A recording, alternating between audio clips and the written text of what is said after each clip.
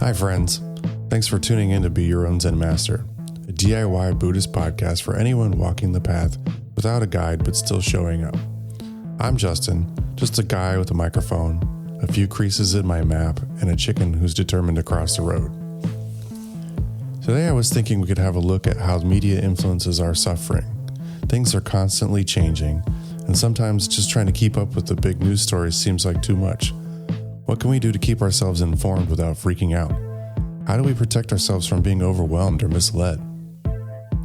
In times of uncertainty, even when we walk the path alone, we can take refuge in the Triple Gem, the Buddha, the Dharma, and the Sangha. That means we can look to the Buddha for inspiration to realize our own true nature. We can turn to the teachings, both his and those of his many wise followers, for guidance. And we can surround ourselves with good people for support. It's going to take time and effort to put this knowledge into practice, but you already have what it takes to be your own Zen master. But first, a word from our sponsor.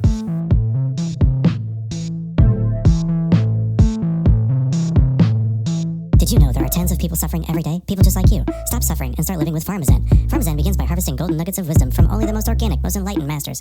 Next, we open the hand of the teacher to apply a generous sprinkling of our secret herbs and spices. Finally, using our proprietary electromagnetic transduction system, we inject this tasty wisdom directly into your ear holes. Are you currently or have you ever been diagnosed with clinging, craving, attachment, desire, or thirst? Ask your doctor about Pharmazen today.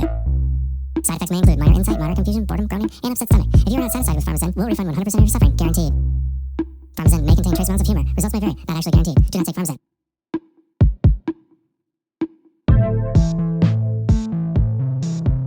News events have been happening since long before any of us were here, but the way we communicate them has changed a lot. Going back just a few generations, all that existed outside of print was radio. TV blew up big after World War II, then the space program made it possible to deploy commercial satellites and usher in the era of cable television. Satellites made the 24-hour news cycle possible. According to History.com, CNN was the first to broadcast 24-hour news on June 1st, 1980. This was before the end of the Iran hostage crisis and during the Carter-Reagan presidential race. I was too young to be aware of it then. It didn't hit me until the end of the 1980s and early 90s. The Berlin Wall fell in '89. The USSR dissolved by the end of 1991. Somewhere in there was the Persian Gulf War, and CNN was there, the first to broadcast the remote war live. This was the first time I recall feeling a significant sense of dread. I remember lying in my bed, barely a teenager, worried sick that war was going to come to us, to our home. Oil fires and bombings were being fed directly into our living room and played on repeat. Generals and cabinet members were household names, the faces on trading cards, along with the machines of war, stickers, and chewing gum. My dad painted a political map of the Middle East to help us follow along. The news media only grew from there. After the Gulf War, CNN didn't go on vacation. They were joined by other cable networks, and they were all there to cover the first Trade Center and Oklahoma City bombings. They were all there for Branch Davidians in Waco, the LA riots, and everything else. I remember the news of those events well, but I don't recall having the same fear. Maybe I was too busy being a teenager, maybe we had been desensitized. Then came the morning of 9/11. I was at work. Per usual, the guys had Stern on the shop radio when the first plane hit. We thought it was a sick joke, but then one of the guys got out his portable TV. Once again, we were seeing events live as they happened. For a moment, there was hope that it was a terrible accident, but then the second plane struck. Our company sent us home to be with our families. Fear was running high. What would the next target be? How close would they get to us? I sat on the couch holding my 3-month-old son, watching in horror and crying. The old feelings of fear, helplessness, and despair had returned, amplified by the desire to protect my little boy. Many people became angry and looked for anyone to blame. Some claimed that it was divine punishment for an immoral society. Others let their imaginations run wild and wove elaborate plots fueled by bad research conducted on a relatively young World Wide Web. For the next 2 decades, we stayed at war. Social media and smartphones ensured that the news was always with us, that anyone could capture and share whatever news they saw fit without any review. Today, we're bombarded with information from every direction. Everything is recorded, broadcast, and streamed, to the point that content creation is now a career option. We're being told that everything is urgent, everything is outrageous. Violent crime is about half of what it was in the early 90s, but we're being told danger is everywhere. We express ourselves in the worst ways just to get a reaction or to get noticed, while hiding in anonymity online. We throw around the phrase dumpster fire a lot to describe the state of the world, but a real dumpster fire, for all its chaos, is at least contained. It's hot, it stinks, but it always stays in place until there's nothing left to burn. What we're dealing with isn't that. In our world of misinformation, the dumpster has been knocked over. The fire spilled out and caught on everything. Now the flames have reached high office, across borders, and crept into our homes. How can we contain the flames without getting burnt? How can we cut off the fuel to let the fires die out? One might think that the obvious solution is to abandon social media, pull the plug on our televisions, or just go off-grid completely, but I disagree. In 2016, I left social media and stopped watching the news. It gave me some room to focus on other important things. It cut out some of the noise, but the rest of the world kept on burning. The burned out divides in our society grew. People continued to feed and connect the fires. Some of that time spent ignoring the blaze around me, I could have applied to trying to put it out. Better late than never, I guess. Perhaps it's better than going in the other direction. Had I stayed to watch the burn, had I obsessed with the flames, I could have been easily consumed by them. We've all heard stories of people who didn't look away and were driven to extremes, consumed by the media, internet fantasies, isolated from reality. The fire can't be avoided. The way forward is through the flames, but we can't enter unprotected and expect to come out the other side unscathed.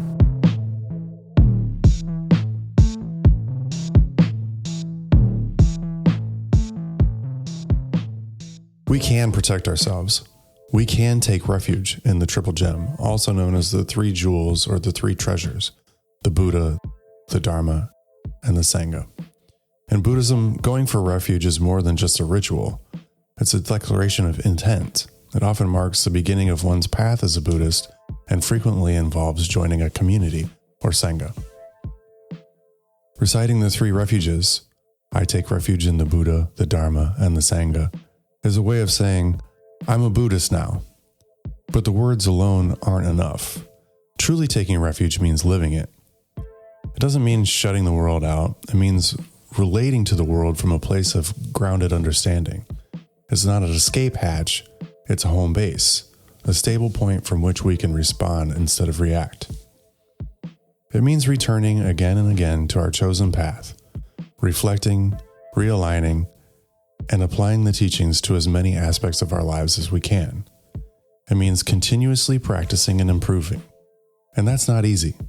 It takes effort to keep turning back to the refuges, especially when we're tired, overwhelmed, or angry. But it's precisely in those moments that the practice matters most.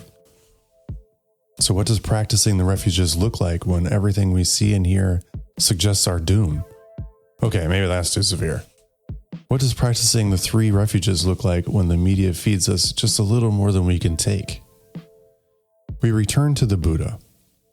The Buddha reminds us that awakening is possible and each of us has the potential to awaken within. We look to the Buddha and see a reflection of ourselves, a human being subject to birth, aging, and death, facing the same problems of the human condition. Master Huang Po teaches us, if you want to see a Buddha, just look into your own heart. The Buddha also reminds us that everyone else is afflicted with the same condition. So when someone turns up on the news, spouting something crazy, they have the same inherent nature that we have. Recognizing this goes a long way. Taking refuge in the Buddha gives us the capacity to see suffering of another person. We see ourselves in that person and we develop compassion for them. We look to the Buddha as an example of how we want to be. We want to conduct ourselves to varying degrees the way the Buddha conducted himself.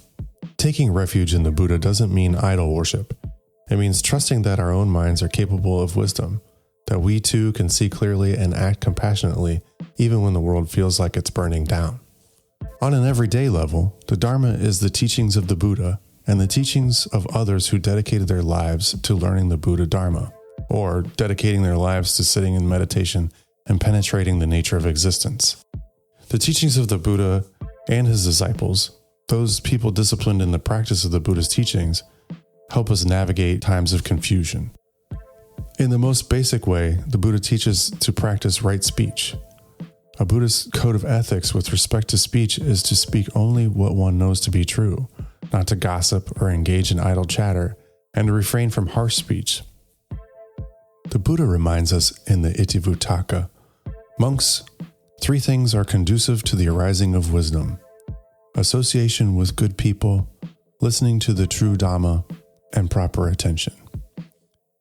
This lines up beautifully with the triple gem. Good people are our Sangha, the true Dharma is the teaching, and the proper attention is how we take refuge in the Buddha within ourselves.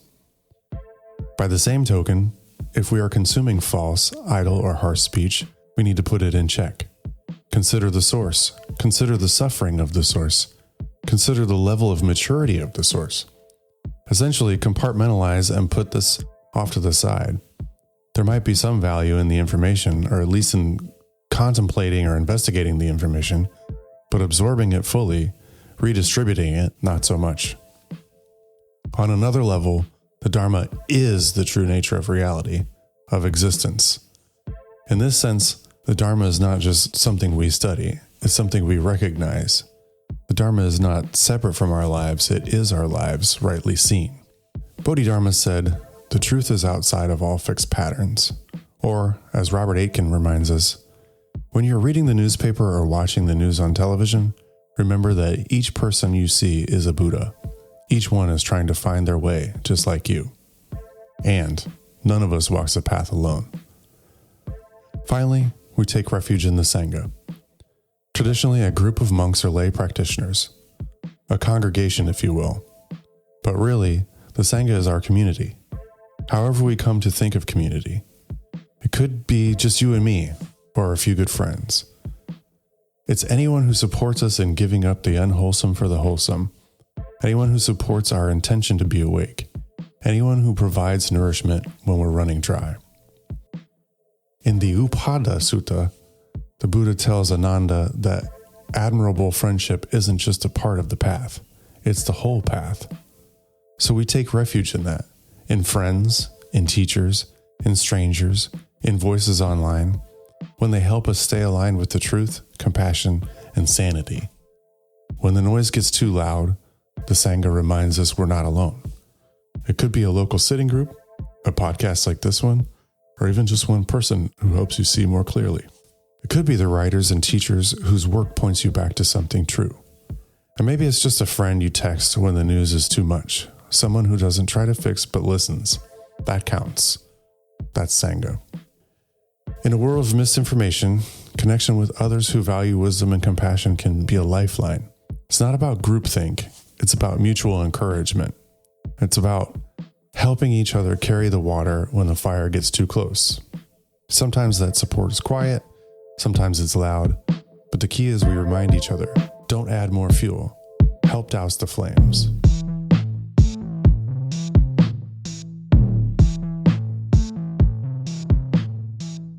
So, what do we do when the world feels like it's on fire? We stop, we breathe, we take refuge. We take refuge in the Buddha, not as an icon on an altar, but as a mirror of our own potential. A reminder that peace is possible, even now. We take refuge in the Dharma, not just as a collection of ancient teachings, but as the living truth of this moment. Guidance that helps us see clearly, act wisely, and speak with care.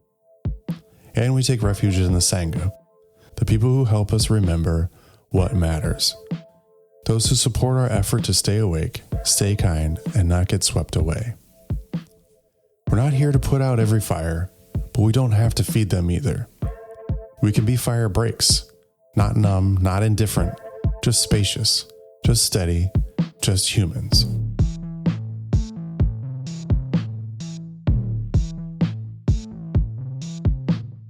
The Be Your Own Zen Master podcast was created, written, hosted, and produced by me. Original lo-fi music by me also. If something in this podcast helped you, pass it along to someone else. That's Sangha in action. Or, if you prefer, sit with it. Let it settle. That's enough too. Until next time, keep walking, stay curious, and try not to catch fire.